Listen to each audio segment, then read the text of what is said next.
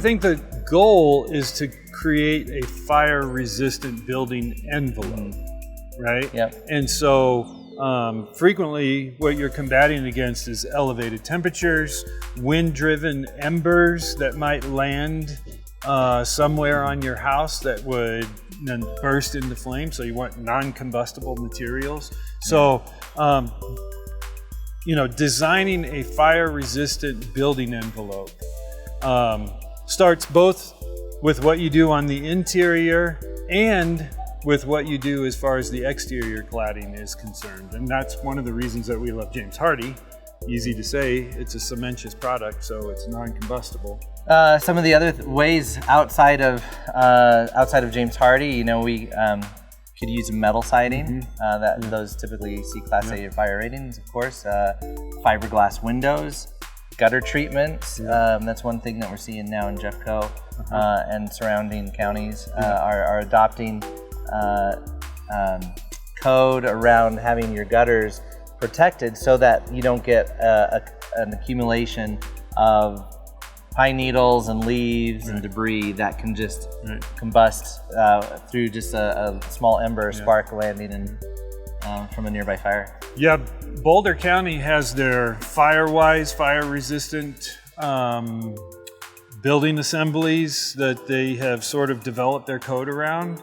We're just doing a mountain home right now where literally we're going all the way back to the stud walls. We are putting in sheathing, going on top of that with rock wool, mineral wool, thermal insulation sheet, which is just a panel of mineral wool. Over the top of that with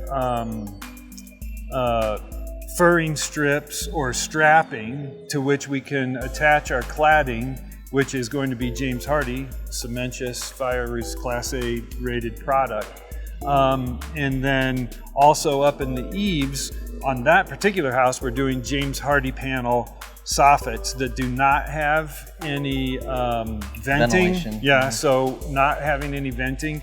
And instead of having the walls be beveled, or excuse me, the soffit boxes being beveled up, we're lowering those so that they're a 90-degree angle, which means that heat can't travel up and get trapped in soffits that have a beveled return. Now they have a 90-degree return, so that heat and the smoke comes and it rolls back down.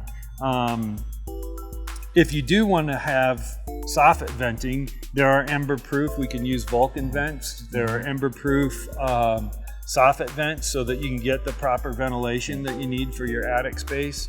I mean, we could even build out your walls using Type X fire-rated gypsum board sheathing on top of structural sheathing. So we can do everything from the studs out to make that a fire-resistant exterior cladding assembly. And Bellwether deals in all of those products, and we know how to do those installations. So, in the foothills, now Jefferson County is requiring that you have ember-proof gutter protection, which means you need some sort of solid covering on top of your gutters so that you can't trap debris in there and have embers float in there and catch fire next to your roof.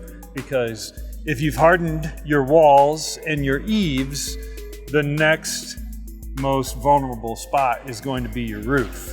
And your roof is more likely to catch fire if you've got leaves and other debris in your gutters that start smoldering.